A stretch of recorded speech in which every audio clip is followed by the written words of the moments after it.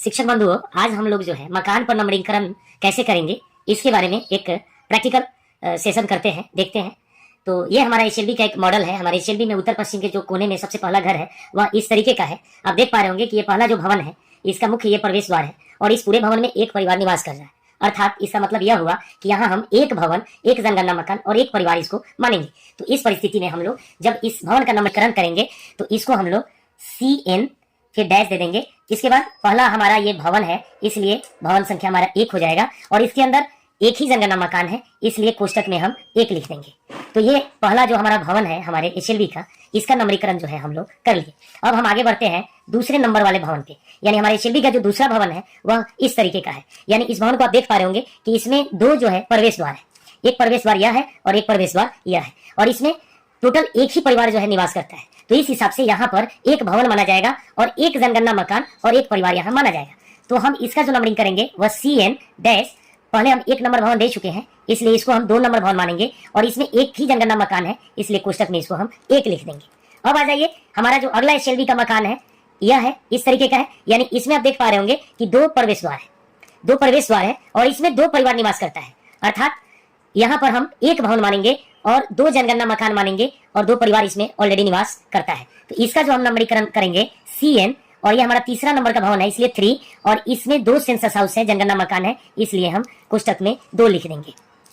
इसके बाद जब हम आगे बढ़ेंगे तो हमारा अगला जो भवन है वह कैसा है, कच्चा भवन है। कच्चा भवन है, इसमें एक परिवार निवास करता है और इस भवन का कंस्ट्रक्शन देखिए, इसमें एक प्रवेश द्वार है। अर्थात इसको हम एक भवन, एक जनगणना मकान और एक परिवार मानेंगे। इस हिसाब से हम इसकी नंबरिंग जो करेंगे CN, और ये हमारा 4 हो जाएगा क्योंकि 3 हम दे चुके हैं और इसके अंदर एक जनगणना मकान हो जाएगा, इसको हम ऐसे 1 लिख देंगे। इसके बाद हमारा जो अगला मकान होगा वह कुछ इस परिसर के अंदर जो है 2 भवन है। आप देख पा रहे होंगे 2 स्ट्रक्चर है और यह एक पूरा परिसर है। इस परिसर में जो हमारा पहला भवन है यह मुख्य आवास है और ये दूसरा जो है नौकर का आवास। तो इस परिस्थिति में अगर हमारे एचएलबी में अगर इस तरीके का जो है मिलता है तो हम क्या करेंगे, देखिए इसमें 2 कंडीशन हो जाएगा, एक भवन और एक जनगणना मकान। जो ये मालिक का आवास है इसको तो हम मानेंगे ही मानेंगे। अब आ जाते हैं हम नौकर वाले मामले में। अगर यह नौकर मालिक के साथ इनके रसोई में इन्हीं के साथ भोजन करता है तो फिर हम उस परिस्थिति में एक भवन और एक ही जनगणना मकान मानेंगे। यानी नौकर वाले को हम न भवन मानेंगे न कोई जनगणना मकान मानेंगे। अब आ जाइए दूसरा कंडीशन, अगर यही नौकर मालिक के रसोई में मालिक के साथ भोजन नहीं करता है, यह अपना भोजन स्वयं बनाता है और खुद खाता है, तो इस परिस्थिति में हम एक भवन और एक जनगणना मकान और एक परिवार इसको मानेंगे और ये नौकर आवास को भी हम एक भवन, एक जनगणना मकान और एक परिवार इसको मानेंगे। तो इस परिस्थिति में आइए हम नंबरिंग करते हैं। तो हमारा जो पिछला भवन नंबर था वो 4 था, तो इस हिसाब से हमारा यह हो जाएगा CN 5 और इसके अंदर एक जनगणना मकान है तो 1 कर देंगे। इसके बाद हम नौकर के आवास का नंबरीकरण करेंगे तो ये करेंगे CN और इसके बाद इसका जो भवन संख्या हम देंगे 6 हो जाएगा और इसमें भी एक जनगणना मकान है इसलिए 1 लिख देंगे। अब इसके बाद हम लोग जब आगे बढ़ेंगे तो हमें कुछ एक और परिसर वाला कंस्ट्रक्शन दिख रहा है।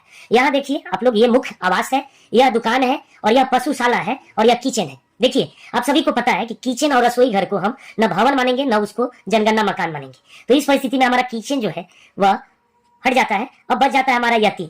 तो देखिए यहाँ हम मुख्य आवास को एक भवन मानेंगे और एक जनगणना मकान मानेंगे और यह दुकान जो है हमारा गैर आवासीय है इसलिए इसको जो है हम, और यह कैंपस के अंदर है इस वजह से इसको अलग से हम भवन नहीं मानेंगे, एक जनगणना मकान मानेंगे। ठीक, पशुशाला को भी हम कैंपस के अंदर है इसलिए हम इसको क्या करेंगे, भवन नहीं मानेंगे, भवन इसी को मानेंगे, इसको एक जनगणना मकान देंगे हम। तो इस हिसाब से एक भवन हो जाएगा हमारा और जनगणना मकान कितना हो जाएगा, 1 2 3। तो जब हम इसकी नंबरीकरण करेंगे तो हम लिख देंगे CN और पिछला हमारा भवन संख्या 6 था इसलिए यह 7 हो गया और इसके अंदर कितने जनगणना मकान है, 3 है, तो यहाँ हम 3 लिख दिए।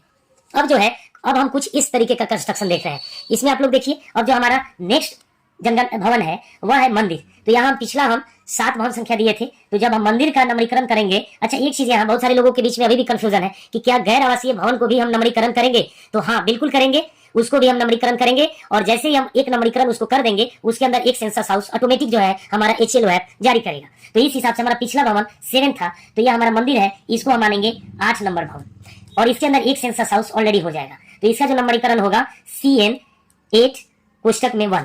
इसके बाद जब हम आगे बढ़ते हैं तो एक मकान हमको ऐसा मिलता है जो कि लॉक है, तो इसका नंबरीकरण हम कैसे करेंगे कि CN पिछला 8 था इसलिए ये 9 हो गया और इसके अंदर 1 सेंसस हाउस है इसलिए 1 लिख दिए। इसके बाद आगे जब हम बढ़ेंगे तो यहाँ आप देखिए ये स्कूल है, विद्यालय है, यह भी एक गैर आवासीय जो है बिल्डिंग है।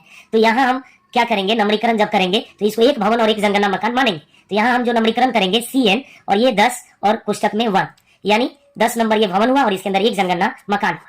इसके बाद जब हम आगे बढ़ेंगे अपने एचएलबी में, तो हमारा जो अगला भवन होगा कुछ इस तरीके का होगा। यानी जो हमारा अगला भवन है वो पंचायत भवन है। इसमें आप देख पा रहे होंगे यह पंचायत भवन भी गैर आवासीय श्रेणी में माना जाता है। तो इसमें भी इसको भी एक भवन और एक जनगणना मकान हम देंगे। तो इसका जो हम नंबरीकरण करेंगे CN और 10 हमने दिया था इसलिए 11 और कोष्टक में 1 हो जाएगा। अब आ जाइए, जो हमारा अगला भवन है कुछ इस तरीके का है। यानी आप देख पा रहे होंगे कि इस भवन में दो जो है प्रवेश द्वार है, एक प्रवेश द्वार यह है और एक प्रवेश द्वार यह है। और इसमें कितने परिवार आ रहे हैं? यानी इसमें एक परिवार निवास कर रहा है और इसमें एक परिवार निवास कर रहा है। यानी इस पूरे भवन में कुल 2 परिवार निवास कर रहे हैं। तो इस हिसाब से यह हमारा एक भवन हो जाएगा, 2 जनगणना मकान हो जाएगा और 2 परिवार हो जाएगा। तो जब इसकी नंबरीकरण करेंगे हम तो CN, और पिछला हमारा 11 था इसलिए इसको हम 12 मान लेंगे, और इसमें नंबर ऑफ सेंसस हाउसेस 2 है तो इसको हम कोष्टक में 2 लिख देंगे। ठीक, अब हम आगे बढ़ेंगे। तो आगे जब हम बढ़ रहे हैं तो हमारा जो अगला बिल्डिंग है वह कुछ इस तरीके का है। यानी यह 3 मंजिला है और प्रत्येक फ्लोर पे 2 फ्लैट, यानी प्रत्येक फ्लैट में एक परिवार निवास कर रहा है। इस हिसाब से 1 2 3 4 5 6 फ्लैट हुए और 6 फ्लैट में 6 परिवार निवास कर रहे हैं। इस स्थिति में हम लोग एक भवन इसको मानेंगे और 6 जनगणना मकान मानेंगे और 6 परिवार मानेंगे। तो आइए इसकी नंबरीकरण हम कैसे करें। तो हमारा पिछला क्या था? 12 था, तो इसको हम करेंगे CN 13 और इसके अंदर जनगणना मकान 6 है, इसको 6 कोष्टक में हम लिख देंगे। इसके बाद जो है हम इस वाले बिल्डिंग में आ जाएंगे। यहाँ देखिए यह बिल्डिंग जो है साझा एक संरचना नहीं है, यह सभी जो है अपने आप में अलग अलग संरचना है।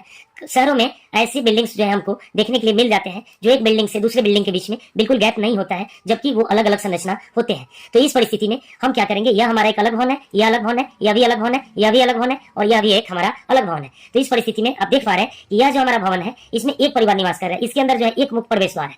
तो आइए सबसे पहले हम इसकी नंबरीकरण करते हैं। तो इसमें आप देख पा रहे हैं कि एक परिवार है। हमारा पिछला जो भवन संख्या था वह 13 था, तो इसकी जब हम नंबरीकरण करेंगे तो CN 14 और इसके अंदर एक ही परिवार है तो एक ही जनगणना मकान है तो 1 लिख देंगे। अब आ जाइए दूसरे भवन। तो इसमें भी देख पा रहे होंगे एक मुख्य प्रवेश द्वार है और एक ही परिवार निवास कर रहा है, तो यानी एक भवन एक जनगणना मकान और एक परिवार, इसको भी हम मानेंगे। तो इसका जब हम नंबरीकरण करेंगे तो लिख देंगे CN और 14 हम दे चुके हैं इसलिए यह 15 हो जाएगा और कोष्टक में 1 लिख देंगे। इस वाले भवन पे हम आ जाएंगे, इसमें भी एक परिवार निवास कर रहा है, इसका भी मुख्य प्रवेश द्वार एक ही है तो एक इसको हम भवन मानेंगे और एक जनगणना मकान और एक परिवार मानेंगे। पिछला हमारा भवन संख्या 15 दे चुके हैं इसलिए ये हम हमारा जो है 16 नंबर का भवन हो जाएगा और इसके अंदर एक जनगणना मकान। अब इसको देख लिया जाए। यह देखिए 2 तल्ले का है तो इसमें एक ही परिवार, लेकिन दोनों संरचना में एक ही परिवार रह रहा है, यानी ऊपर और नीचे दोनों में एक ही परिवार निवास कर रहा है। तो इस परिस्थिति में इसको हम एक भवन मानेंगे और एक ही जनगणना मकान मानेंगे, क्योंकि यह एक ही परिवार के स्वामित्व में है।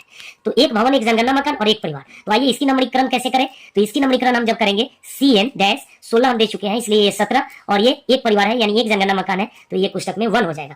अब ये हमारा अंतिम जो भवन है इसको देख लिया जाए। ये 3 फ्लोर है और तीनों फ्लोर में अलग अलग जो है परिवार निवास कर रहा है, यानी इसमें पहला परिवार जो निवास कर रहा है, इसमें दूसरा और इसमें तीसरा। तो इस हिसाब से इसको जो है हम एक भवन मानेंगे और 3 जनगणना मकान और 3 परिवार मानेंगे। तो इसकी नंबरीकरण जब हम करेंगे तो करेंगे CN और यह हमारा 17 भवन था तो यह 18 हो जाएगा और इसके अंदर 3 जनगणना मकान है तो इसको हम लोग कोष्टक में 3 लिख देंगे। तो इस हिसाब से आप देख पा रहे होंगे कि हम लोग जो है मॉडल्स को लेकर के गैर आवासीय, आवासीय और परिसर का भी हम लोग यूज किए और आप लोगों को बताने का मैं प्रयास किया कि आप लोग जब भी फील्ड में जाए तो भवनों पे जो नंबरीकरण का कार्य करना है आपको प्रथम 3 दिवस में वह इस प्रकार से करें और कोई भी